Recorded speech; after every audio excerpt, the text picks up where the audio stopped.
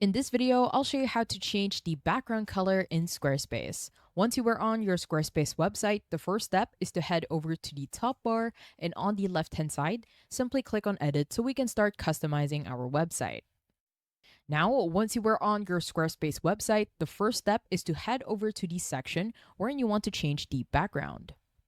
Let's say I want to change the background on this section. So what you want to do is simply click on the section, and at the top and right corner, you will see an option to edit the section. Simply click on Edit Section. Now from here, you want to head over to the very top, which is the Background tab.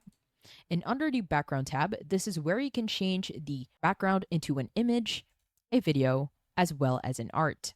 Now, let's say you have an image and you want to set that as a background. What you want to do is simply head over to Image and upload the image. What you could also do is head over to Colors. Now, if this is not an image, a video, or an art, then you will have to head over to Colors. Now, when you click on Colors down below, you'll see that this is a Bright 2 theme. To identify the color or the theme of your section, it will have a pencil on the right hand side.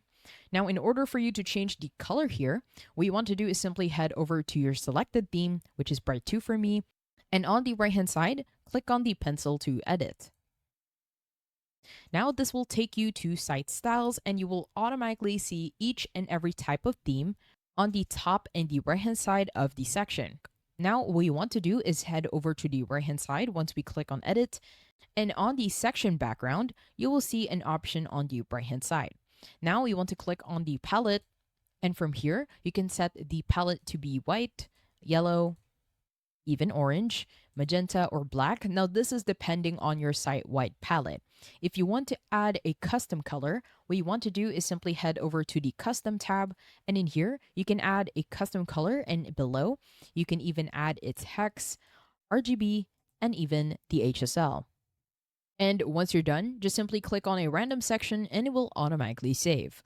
I hope you found this tutorial helpful. Please let me know if you have any other questions in the comment section below, and I will try my best to help you out.